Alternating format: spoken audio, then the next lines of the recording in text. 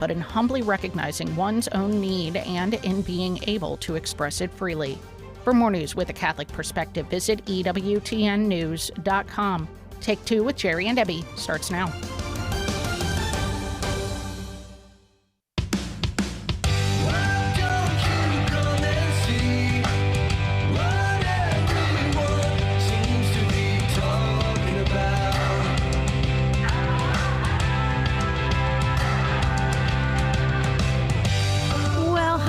And welcome to your show, Take Two with Jerry and Debbie. I'm Debbie Georgiani, and I really do want your call, need your call, expect your call today, because we're talking all about the children in our lives. That's right. Where the title of the show is A Child Will Lead Them, meaning when have you been inspired to be a better person by the actions of a child? Maybe it's your own child, your grandchild, a niece or nephew, and you just are so moved by the way they love God and trust God so very much. And maybe it's something that came out of their mouth was so profound and led you into a deeper understanding of the relationship you should have with God. It's so incredible what we can learn from our children. So we are bragging about our children today on Take Two, and I do need your call. I absolutely do, because I can brag about children all day long. I think they're just so special. I was a religious education director for many, many years, elementary school age, and the things that the kids would say, boy, oh boy, did it inspire me. And actually, I'm trained in the Montessori method of catechesis of the Good Shepherd, which is where the children really do lead the parents into a deeper understanding of the faith. It's so incredible by working with the parables, by understanding and really taking in the parables that Jesus taught. And the works that are done with the Montessori method really get the parents captivated, and the parents start to be drawn into it. So I've seen that in this method of religious education called the catechesis of the Good Shepherd, that a lot of parents have come back to the faith because they've watched the children. They've simply sat back and watched the children, and they could see the children falling in love with Jesus. And so they wanted that as well. So today is A Child Will Lead Them, meaning lead you. When have you been inspired to be a better person by the actions of a child? Here is the number, 833-288-EWTN, 833-288-3986. We have Matt on the phones, we have Michael on the controls, and we have Pedro on social media. I'm waving to everybody. Hi, guys. Get the chats going. Put it in the chats when a child has really inspired you to be a better person. It can be a better person in general or a better person deeper in the faith. We'd love to hear your comments. You can always text us. You text the letters EWTN to 58177. You wait for our response. Then you text us your first name and your brief question or comment about the children that have inspired you in your life. Just know that message and data rates may apply. But I would love to hear your beautiful voice. You don't have to be Catholic to call in. On this beautiful feast day of St. Gregory the Great. I love this. And we prayed to the Powerhouse team before we started each and every show. Every single show, we prayed to the Powerhouse team, and we just feel like we have heavenly assistance when we do these live episodes where we come together, we learn and grow together. We're a little bit changed, we're a little bit closer to God. And I would love to hear from you how the children can really inspire us to be better people. You know, we look at what just happened recently in Minnesota with the shooting, and you heard the stories of children helping others quickly, throwing their bodies on top of others to protect them. I mean, children are so amazing and pure and really know how to really trust and to really be the best they can be, right? And I saw one video of the children leaving the church, and I saw one of the school students racing and pushing a wheelchair of another school student. And I don't know if anyone else has seen that, but it just brought me to tears because, you know, obviously they wanted to get out of the church. They wanted to go, but they were pushing this wheelchair and they were pushing it pretty fast. And you almost could tell that they were getting some heavenly assistance there. See, I'm getting emotional because children are so beautiful. They know how to embrace God, and they know how to embrace God well. And, we've heard it said, what Jesus has said, be careful, don't touch the little ones, because their angels in heaven are beholding the face of God. And it's so true. And it's not just the little ones in age. It's also, how they are in spirit, how they are in heart, how true and beautiful and pure. So there's so many things we can learn from the youth, and I'd love to hear what you have learned. So please call in. When we come back from our break, we'll start the conversation with Sister Cheryl from Phoenix, Arizona. So, Sister, hold on. Don't go anywhere. But I'd like you to join her, because we could fill up the phone lines and really help to support and to encourage children to be the best that they can be, because they are inspiring us. They are teaching us. They're amazing because they're so pure. They haven't been jaded yet by the world. 833-288-EWTN, 833-288-3986. I really do need to hear from you, because without you, it's a show of me talking and maybe catechizing, and that's fine. I can do that. I'd rather hear from you, because when you call in, we have a well-rounded discussion, and we have calls from all over the world. So if you can stop what you're doing, we are live today, and we are taking your calls. Matt is waiting, and so I'd love to hear from you at 833-288-EWTN, 833-288-3986. Was there something that your child or your grandchild maybe did or said, or you just watched them and you were like, wow, I am watching this beautiful demonstration of a child that loves God and is doing their very best and shining in the world? You know who really understood that well was Blessed Carlo Acutis, soon to be Saint Carlo Acutis. He knew it very well, even before the age of reason, even before age 7. He was so encouraging of others. He wanted their light to shine. He made an impact on so many adults. When he died, his mother was just overwhelmed with messages from people, adults who were impacted by Carlo Acutis. I mean, see, it can be done. Kids do have power. Kids do have influence. And we as adults can learn from them. It's a beautiful thing. I think it's wonderful to be able to have this episode today where we can honor the children that are in our lives, our own kids, our grandkids, our nieces, nephews, our neighbor kids that we teach in school, things of that nature. It's beautiful.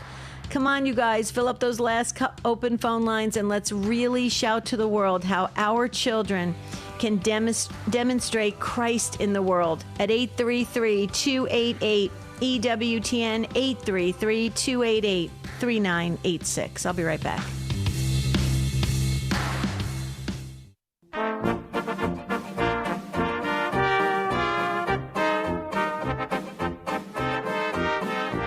How many times have you heard someone talk about how important it is to be progressive? Have you ever asked them what they mean by that? G.K. Chesterton says, progress is a useless word, for progress takes for granted an already defined direction, and it's exactly about the direction that we disagree. We can't have progress until we've stated what our goal is. Then we can determine whether or not we're moving closer to it or farther from it. The real question is not whether we are progressive, but what is our goal? My goal is to get to heaven and to help others get there too. What's yours? Spend more time with the Apostle of Common Sense. Visit chesterton.org for more information and go to EWTNRC.com to discover more books and programs written and inspired by G.K. Chesterton. Here's today's quote from Mother Angelica's perpetual calendar. Wisdom gives me the ability to be at peace in the midst of turmoil because it enables me to see the plan of God in every detail and to accept it all with love. Mother's spiral-bound perpetual calendar features an inspirational message for each day of the year. It's available from the EWTN Religious Catalog at EWTNRC.com. That's EWTNRC.com.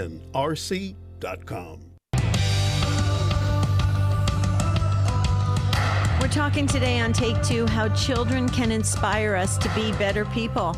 And it's a wonderful thing. So please call in. You don't have to be Catholic to call in. 833-288-EWTN, 833-288-3986. Cheryl, Sister Cheryl, hold on one second.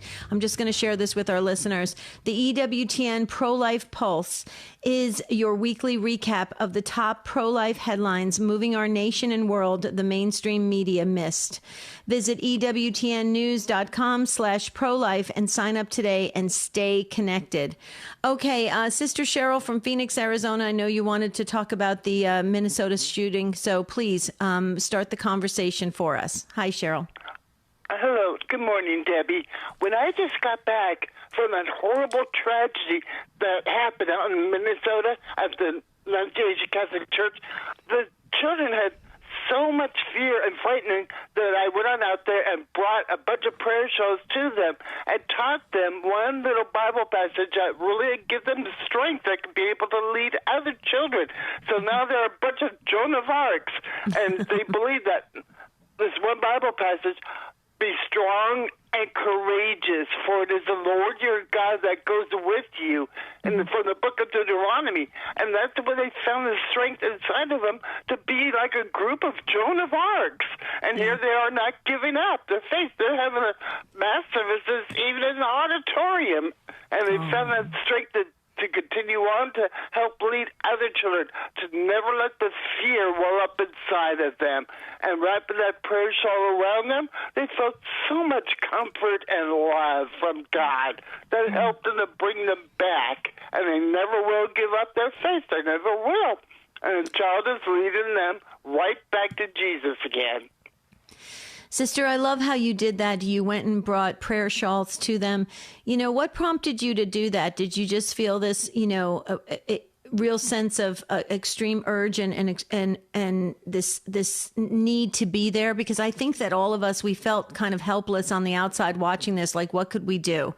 What went through your mind? I'm just curious. What went through my mind is how scared and terrified they are, that they need to wrap themselves up with something from God, that they can feel God wrapped up inside and also on the outside. When you put that prayer shawl on, you can hear our prayers coming through that prayer shawl inside of yourself. And also God is answering to them through that prayer shawl that we make. Every single stitch that we make, we say a prayer to them. That helps give them the strength, just a little tiny drop of strength that they needed. And that's what did it. Yeah. So when you met them, obviously they had that fear that they still they were working through, but you obviously saw a lot of strength in them. Tell us a little bit more about that, because we'd like to get an idea of where they're at emotionally. Their fear basically came from, am I going to be hurt? Am I going to get shot? Am I going to die today? Or what is going on? They had no fear. They had a lot of fear inside of them that made them rush out of that church and everything else. You know, the bullets were flying and everything, but they still end up running out there for their lives, protecting others as they drop down and protecting themselves and everything, but they still had the strength to be able to run out. And then after they run out and everything else, you know, they ran to their families, their parents for comfort. They end up reassuring their parents and their families, not just the comfort, but knowing that their child is still alive, that they're being strong and courageous. They're not going to let anything like this happen to them. They're going to continue to be strong and courageous, just like Joan of Arc. Sister, I love that our children do have that interior strength. I mean, and our Catholic Christian children are showing up in a really beautiful way. Like, I love how you said that, like mini St. Joan of Arcs. Yeah, you're right. And, you know, this is the kind of world we live in. That, you know, we're going to have to get strong. We're going to have to get tough because we're in a difficult world. Sister, thank you so much. God bless you for your work, your ministry work, just the person that you are. You're just so amazing. Thank you. And thank you for being just a valued member of the Take Two family. Oh, you're welcome, Debbie. Yes, thank you. Okay, God bless you. Thank you. Okay, we're going to get to Ann in Texas. She's listening on Armor of God Radio. Hi, Ann. Welcome to the program. Hello. Hello, Ann. You're on the air. Okay. Well, I just called in because of the subject you guys had on, and something just sparked because I had a story that came to my mind immediately, and I wanted to kind of share it. Mm-hmm. Go right ahead. Well, I have a child who's got some special needs, but anyway, he when he was young, we were at a restaurant, and I remember that there was a waitress there that was very upset. I guess she wasn't having a good day, and she was throwing people's food down, being short with, the people that were eating there. And my son just was watching, and he said, "Hey, Mom, I want to go give her a hug." And I just thought, well, I cringed because I thought, well, how was she going to treat my son? Is she going to be mean to him, or is she going to tell him to get away from her? And he just said he had to do it. And so I got out and I let him go hug her, and he went behind her and grabbed her around the waist and hugged her because he was only like 6 years old at the time. And I mean, she completely melted and said, "That is exactly what I needed." Oh. And then it completely changed her mood. And I just remember thinking, I almost stopped him from doing that. And just how often it is such a simple gesture that can change somebody's heart. And he wasn't afraid to do it. Right. And I just remember finding that, I just always remember that. And I always remember I would like to be more like that myself as an adult, because we kind of sanction ourselves and talk ourselves out of things. But he didn't. He was determined. So that was a story I wanted to share about a child being inspiring. Well, your son sounds very wonderful. What a beautiful young man. And, from his heart, I love that. He could sense that she was struggling. And so what do we do when somebody's struggling? We try to comfort them. And so he immediately went there with he was not going to have anything block him. He was just going to do what came natural to him. And this is what I said earlier at the beginning of the show. We become so jaded in this world. We're so afraid to move forward and express, loving, kind, nurturing feelings, because it'll be met with people saying, well, what are you trying to do? What's your motive? Are you a good person or an okay person for me to talk to? So there's all these walls put up between people. And it's really unfortunate because we're missing that soul to soul connection that we crave. And obviously that lady was having a bad day, and your son gave her exactly the medicine she needed to feel better. And I love that. And you're blessed. You have a beautiful son there. Does he continue to be so loving and go out there and really and meet people and make their day? Well, he still cares about people, but he is very antisocial for some reason. Even then he was. So he's not necessarily a people person. That's what made it especially strange. But he does still, when he still sees people, he told me when he was young, he said, I have all this compassion. I don't know what to do with it. And I guess he feels people's emotions, and empathy, I guess is the word he actually used. And I find that sometimes it overwhelms him. I think he feels a lot of what people feel, but he still does go out there but not like somebody who's an extrovert, not by any chance. But I keep praying for him that gift, will expand, because I told him, I know you don't really like to socialize with people, but you have such a big gift to offer them when you decide to do it. Yeah. Is he into the arts at all? Like, does he draw or does he paint? Yeah, he is an artist. Yes, he actually does draw. So, I mean, he does have a very much a creative side, yes. Beautiful. Well, maybe that's where God's going to use him to reach people, because we know that in art it does touch people deep into the soul, and you can tap into those emotions. So maybe if he doesn't feel like he wants to have that one-on-one connection with somebody, he can do it through art. That is beautiful, Anne. You're blessed, Anne. Thank you so much for sharing with us, and let your son know that we think he's so incredible. I will do that. Thank you so much for saying it. Thank you again. Absolutely. Absolutely. You're a great mom. It's very obvious. Thank you. Okay. So we want to talk about, just like Anne did, just like Sister Cheryl did, how children can inspire us, how children are strong and courageous, and how they say some of the best stuff. They can do some of the most incredible things. And we as adults can learn from them. We can watch children and really get inspired to be better and to be, more open and and honest and pure and just trusting.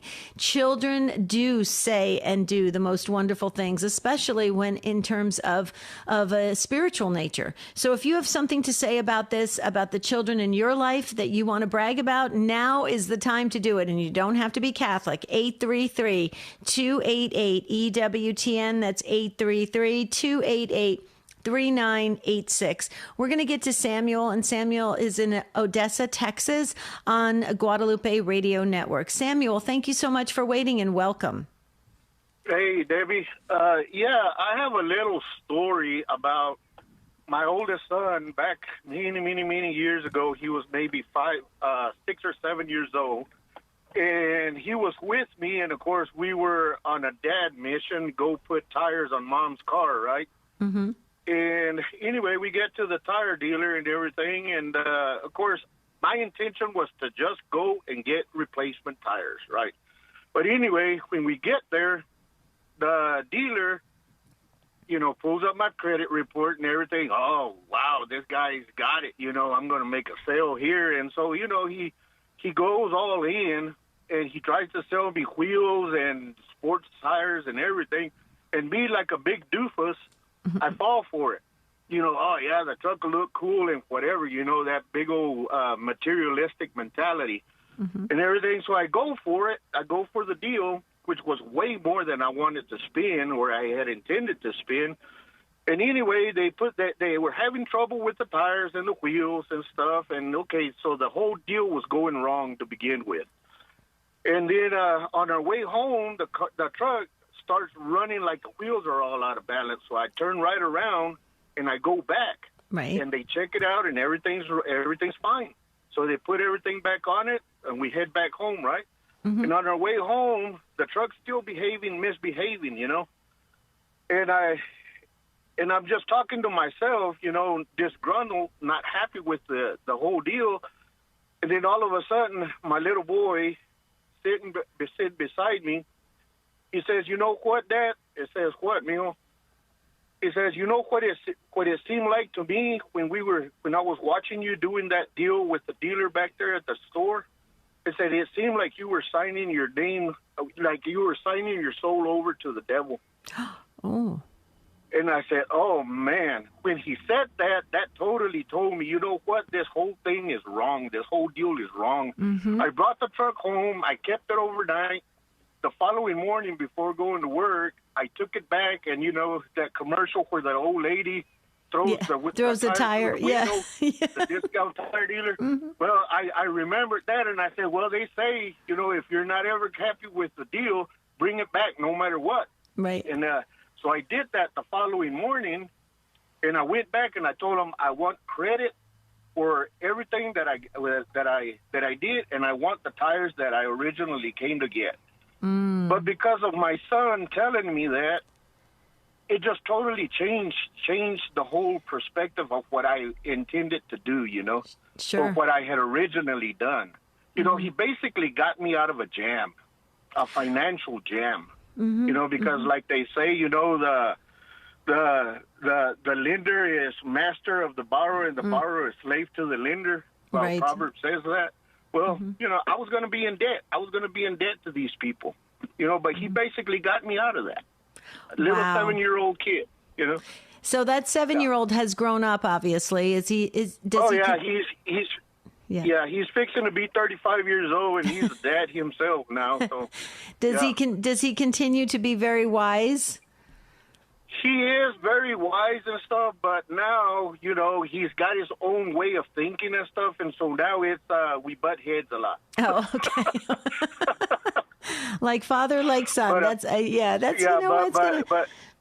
ahead. But he's very intelligent. He's a very intelligent young man and everything, and he's a very great father. He was a very good father. Yeah. That is so interesting. So did you butt heads with your dad? Unfortunately, yes. Okay. So he's just following suit then. Yeah. But anyway, I just thought I'd share that, like you say, sometimes kids say the darndest things and stuff, and they make us change our mentality or our way of thought, and he certainly did on this round, in this case.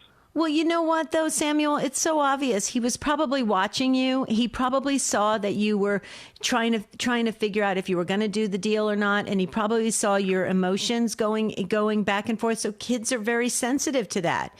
And then he saw you get frustrated because it didn't work out, and he probably saw that you were maybe uptight. That, oh my goodness, I spent too much money in this area, and so he was very sensitive to that. And he said, "Dad, here's an observation for you." But the beauty of it is that you recognized it. You recognized it, and then you reversed it. So that's the beauty of it. And I think it's wonderful. Sounds like you have a great relationship with your son.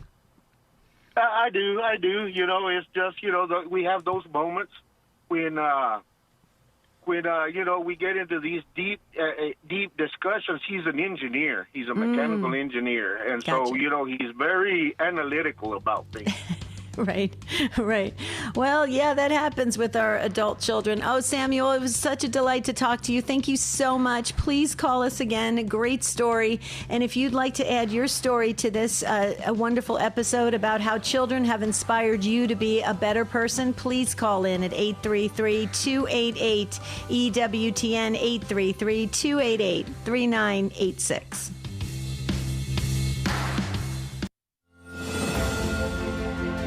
Tonight on EWTN Live, Father Anthony Giambroni examines how the Bible reveals that the Catholic priesthood is rooted in sacrifice for the reparations of sin on the next EWTN Live. EWTN Live with me, Father Mitch Packwood, tonight at 8 p.m. Eastern on EWTN TV and radio. Here's another EWTN Real News Minute. The year 450 A.D. Nestorius, the Patriarch of Constantinople, claims that there are two persons in Jesus Christ, one divine and one human. Nestorius also objects to calling Mary the Mother of God and renames her Mother of the Savior. In 431 A.D., the Emperor Theodosius II convenes the Council of Ephesus, which condemns Nestorius as a heretic. He is banished and dies in exile. 20 years later, at the Council of Chalcedon, Nestorianism is finally vanquished with the proclamation that Jesus is one divine person with both divine and human natures. Jesus is true God and true man who was born, died, and resurrected. Therefore, Mary is indeed the Mother of God. This is Eric Rosales for EWTN News Nightly. Hi, this is Debbie Georgianni. This is Deacon Jeff from the Catholic Cafe. The most trusted Catholic voices are on EWTN Radio.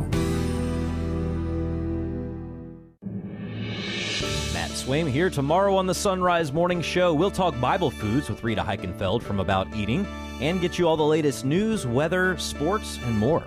Now back to Take Two with Jerry and Debbie.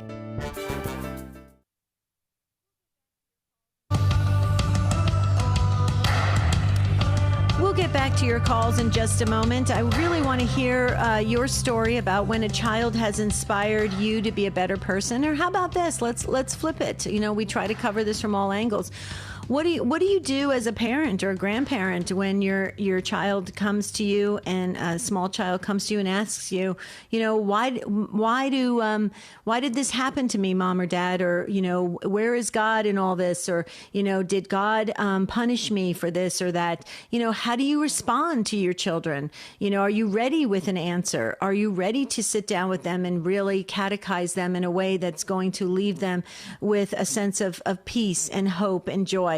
So it's very interesting. We can talk about how we communicate to our youth, to our children. Before next week, please, when your Catholic radio station, your local Catholic radio station comes to you and says it's Fall Pledge Drive, it is so important to show up in a big way. And please phone a friend and ask them and invite them to join in on the pledge drives, the share-a-thons, the care-a-thons.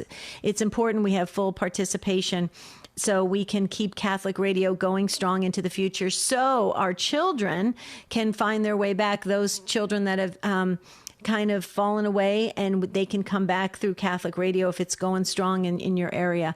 So please keep that in mind, and please remember EWTN. But Suzanne, I'm going to get to you in just a moment. We saw a couple of phone lines light up and then drop off. So if you'd like to call back, I'd love to hear how a child has inspired you in some way. We heard a great story before the break from Samuel and his son.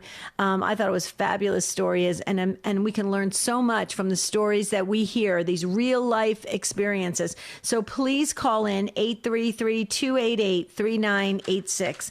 Okay, Suzanne in Illinois, on our friends at Catholic Spirit Radio, please tell us your story. Hi, this is Suzanne. Hi, Suzanne. Hi. So we were traveling as a family, and my son was about 7, and we were in kind of an open market place where people were selling crafts and things that they had made. And my son had some money, and I was very surprised by what he bought. And so I asked him about it afterwards. I said, well, what made you decide to buy that? And he said, well, I didn't really want it, but it really seemed like they needed the money more than I did. And I felt like they were probably going to need it to eat. And we're going out to eat, so it wasn't really that important to me, but I felt like they needed it. Oh, that's so precious. And you said he was 7, so the age of reason. So he was really in tune with somebody else's need. Wow. Yeah. Okay, so tell us about your son today. How old is he now? He is 23 now. He served in the military and has recently gotten out of the military and does personal security, but he still has that sense of, like, what does someone else need? He's very just intuitive about that. Yeah, he has a giving heart. He has a giving heart, doesn't he? He's very self-sacrificing, for sure. Wow. Wow, you have a very wonderful son. That is so amazing. And at an early age to be able to be in tune. See, he was thinking out, that's the beauty of our children. We don't give them enough credit in general as a world, right? We don't acknowledge them enough. Your son at 7 years old was able to tap in and was able to go outside. He was saying, we're going out to eat. So I know we've got food, but I think I better buy this because I think they need food. They're going to need food. They're longing for something. They have a need, and I'm going to try and fill that. That is huge. I mean, he is wise. He was wise beyond his years. Yes. Yes. Wow. Thank him so. Then I ended up going back because when I heard that from him, I thought, how selfish am I? I looked at things and thought, oh, I don't really want that. And I turned around and bought a T-shirt that I didn't need or really even want. And just because, for the same reason that he did.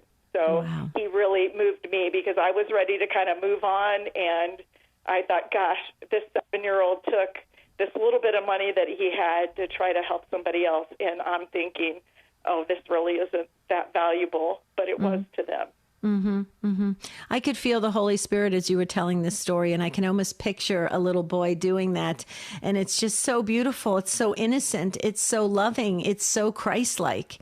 And that's what we're all called to be. And so, you are blessed to have a son like that. Please thank him for his military service. Please, would you do that for us? I will. Yeah. Thank you. Thank you, Suzanne. That was an incredible story. That I think that inspired all of us, and it's got us all very emotional. So thank you. We needed to hear that today. I think that was the perfect timing. God bless you, Suzanne. Thank you.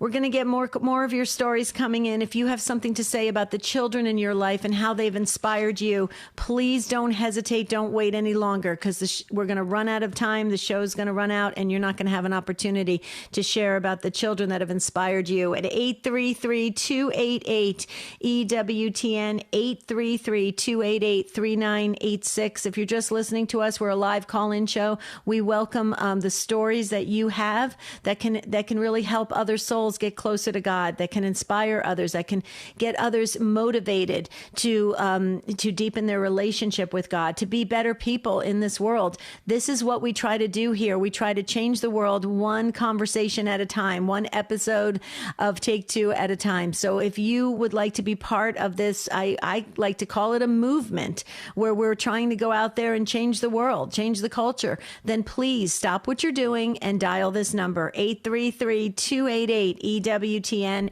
833-288-3986. Well, I'm going to get back to the phones in a moment. We almost have almost full phone lines. So way to go, team. You guys are coming in strong with these beautiful stories about children. I've shared this story many times, but what I always go back to when people ask me, like, how have children inspired you, especially in religious education? I've seen it so many times. I have seen children, small children, age, 6 years old all the way up to teenagers, where you will position them in an encounter with the Lord, with adoration or with some kind of praise music and some beautiful Christian music, where they're getting themselves very calm, very, very in a beautiful, peaceful place. And I have seen it so many times in religious education where, it's time for their parents to pick them up. The lights go on, and, we start to close up class. And so many times the kids have said to me, they used to call me Miss Deb or Miss Debbie. They would say, Miss Deb, please don't make us leave. Don't make us leave yet. We love this. They felt so safe and secure with our Lord in some fashion, whether it was in front of our Lord in the Blessed Sacrament, or if it was talking about our Lord, or just in a guided meditation, or some beautiful way that they were just encountering the Lord in a peaceful, calm way. They didn't want it to end. And it was so beautiful. As adults, as catechists, we would stand there, we would watch in awe of these children, and we're like, wow, they don't want to leave the connection with God. Whereas sometimes, let's face it, as adults, when Mass is finished, we're ready. We've got our purse, and we're off and in the car, and we're getting out of the parking lot as quick as we can. It's so interesting how the children, the youth, they love that intimacy, that real strong connection to God. I've always remembered that. And anytime anybody asks me to do programs or talk about the youth, I think about that all the time. I can close my eyes and I can see these kids, and they would literally beg us, please don't make us leave. We want to stay with God. It's so beautiful, our children. Okay, let's hear what Alice has to say in Grand Island, New York, listening on the Station of the Cross. Hi, Alice. Welcome. Hi, Debbie. How are you? I'm doing great. How are you? Good. I just wanted to share with about my nephew. I don't have any kids, but I have lots of nieces and nephews, and his name is Harry. And he one day, he was just a couple years ago, he asked his dad to help him make a sign, and he likes to build things. He's always usually asking him to make paper guns and stuff, but he asked him to make a sign that said, "If you love Jesus, honk." And so his dad did, and his dad's not a faithful guy. He's not, there's kind of some stuff in the family, but he did the sign, and Harry went out there with the sign, and he sat there for a couple hours in this little town, and they just sat there, and he just did that. It's like I heard the story. I wasn't there, but it's just every time I hear the stories about him, I'm like, I just love him so much. It inspires. It's just inspiring to me. He sounds so. He seems like he's like a free spirit and kind of spontaneous. Is he? He's actually kind of serious. Oh wow. Okay. I was concerned because they're like, he's really into the military and guns, and like I said, he'd want his grandpa to help him make guns, and very specific of how he'd wanted them made, and even when he couldn't talk, so he's very he's interesting. And one time when he was little, I was over there, and he came up to me, and no one's ever done this, none of my nieces and nephews, but I had the miraculous medal on. He comes up, and I don't even know how he could see it, but he comes up and he goes, "Who is that?" Instead of "what is that?" or playing with it, he said, "Who is that?" And I said, "Oh," and his family was around, and I'm like, "Well, it's our Mother Mary. You have your mother, and this is Mary." And he was very into it, and then I saw his dad kind of listening to it. So I think he's going to be great for the family, but I know the family needs prayers too. But he's just I don't know if he'll be a militant for the Lord because of his interest in both So very focused then. He's very fixated on certain things. Okay, got it. Yeah, two things. Yeah, military and Jesus. And he'll talk about either very much, even with his friends. Right. Well, it sounds like you love your nieces and nephews, and you're so close to them, and it sounds like you got a beautiful family. So he's very supported with that. So that's good. So whatever it sounds like, whatever he chooses to do with using his gifts and talents, it sounds like he's got a supportive family. So you guys are blessed, Alice, and you have other nieces and nephews. Yes. Yeah. Very many. cool. Very cool. So you must be a really great Aunt Alice. I love that. Okay. I hope so. I try. Yeah, very cool. Thank you for sharing about Harry. I love that story. Thank you so much, and God bless you. And I put your whole family in the prayer book, and I put him in the prayer book too. Thank you so much. Thank you. God bless you. We're going to move to Colorado. Kathy is in Longmont, Colorado, on Catholic Radio Network. Hi, Kathy. Welcome. Hi. Thank you. I listen to you guys all the time.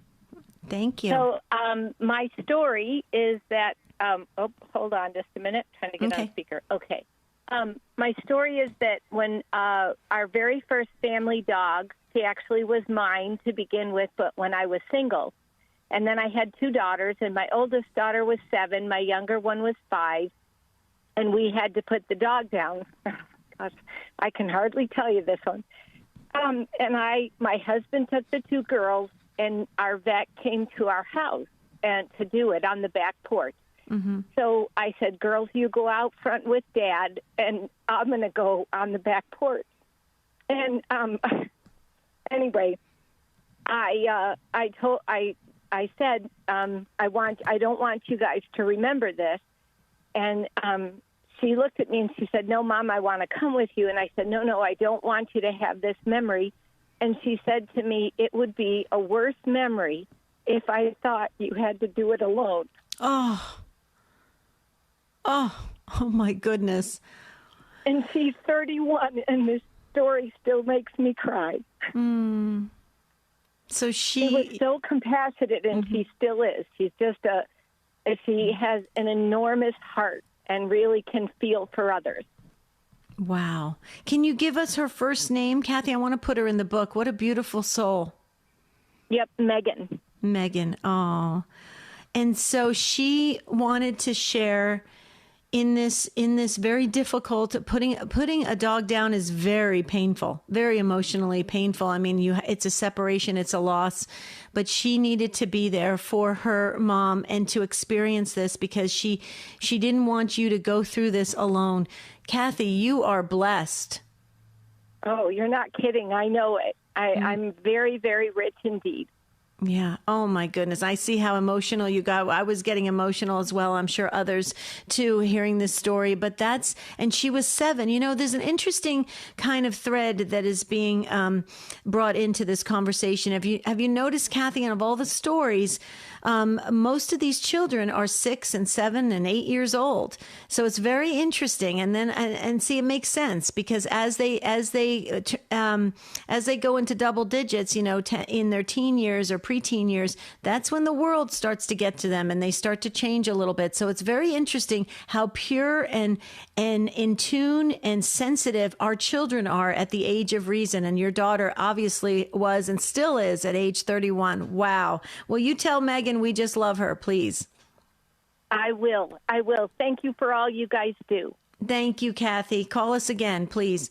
Okay, wow, these stories are very emotional, amazing, and inspiring, and that's what we wanted for today. I'm going to get to Mary next. Mary, hold on. I just wanted to share with our listeners, the doctor is in with Dr. Ray Garendi is coming up next.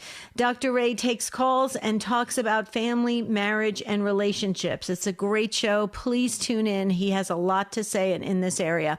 Okay, Mary in Minnesota on Real Presence Radio. You are up next telling your story. I think it's about your grandchild. Yes. Go right ahead. I have 2 grandsons, and the older one was about 14, and the younger one was 10. They both had medical issues, and money was tight because of all their medical problems. They'd been to Mayo with the older son, and he wasn't even able to go to school. He was a 7th grader. And so he was trying to do school at home, and his younger brother, who was about 10, and he was like missing a day of school every other week because he was throwing up all the time. And they had tried to take him to the doctor, and he told his mom one day that they needed to spend the money on his older brother instead of him. He could wait. Oh. Because his older brother wasn't even able to go to school. Oh. Ooh, he just Mary. has a tender heart. Yes, a big heart. A big heart. How old is he now?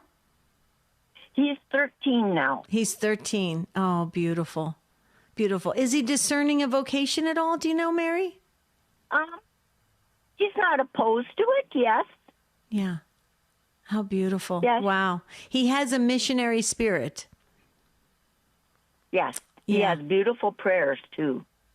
Oh, he does. Oh, wow. See, that's what I was wondering. Can you share his first name for the book? Ryan. Ryan. Okay, beautiful. Wow, you're blessed. I mean, all these stories, the families are just blessed with these wonderful children that are now growing up and they are still demonstrating these beautiful virtues. Wow, Mary, that must make you so proud as the grandmother. Yes. Yeah, well, you're a beautiful soul, too. It has to start from the top.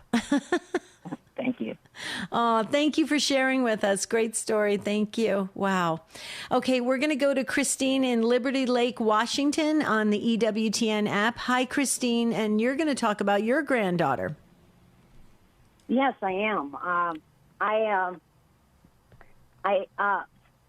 My husband is a stroke recovery, so he's left side impaired, but he does get around, he drives and everything else. And our little 5-year-old granddaughter was here with us the day that he was coming back from an errand, and when he got out of his car, he fell. And so he's sitting on the garage floor, and I was told not to try to get him up, just call 911, which I did. And Maisie was in here coloring. She didn't even know what was going on. So she finally comes out to the garage, and I said, Maisie, Papa's okay. He just fell down, and there's people coming to help get him up. Mm-hmm. So she went over and sat on the concrete next to him and put her head on his chest and said, Papa, it'll be okay. I mean, oh, my gosh, I just couldn't Mm-hmm. And the thing of it is just a couple of months prior to that, her other grandpa lost his brother suddenly. Oh. Her other grandpa is a deacon in the church, and he was doing the celebration. And since the death was unexpected, he was very upset. And trying to hold it together, Maisie gets up and goes up and gets on the altar and holds his hand. Oh. Grabs his hand. Like, it's okay, Papa, Isn't that sweet? She started kindergarten yesterday in a Catholic school, and she has just the sweetest heart ever.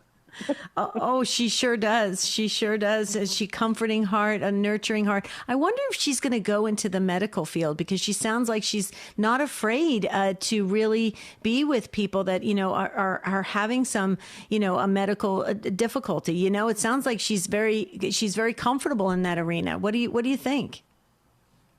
Well, yeah, I that's something I really think about, because she was so comfortable with it. Yeah. And you could tell in her little blue eyes that she was just, the compassion. It'll be okay, Papa. I mean, it was just the sweetest thing you ever saw in your life. Oh, my goodness. Oh, I know. Well, you're a proud grandmother, and you should be. It's beautiful. That is a precious story. I put your whole family in the prayer book. Okay, Christine? Thank you. I appreciate that. Yes. My husband is going through some new therapies. Okay. And we have high hopes for him being a little bit more mobile. Mm-hmm. But he's doing great. He's working hard, and we appreciate any prayers you send our way. Absolutely, absolutely. Do you want to give us his first name, or we pray by first name? So yeah, go ahead. Okay. Well, his name is Jim. Jim. Okay. And my little granddaughter is Maisie. Maisie, I got Maisie in there when I heard you tell the story. Okay, so I put them, your whole family's in there, and you're in there too, Christine. So thank you so much, and God bless you. Beautiful story, precious story, actually. I'm gonna try to get to Connie. Connie, hold on, don't go anywhere. I just want to make sure that everyone knows tomorrow we're going to be talking about finding joy again, because I'm getting questions of what's tomorrow's topic. Finding joy again. We're speaking about how we can lose joy, but we can get it back. Okay, Connie in Greeley, Colorado on Catholic Radio Network. Hi, Connie, take it away.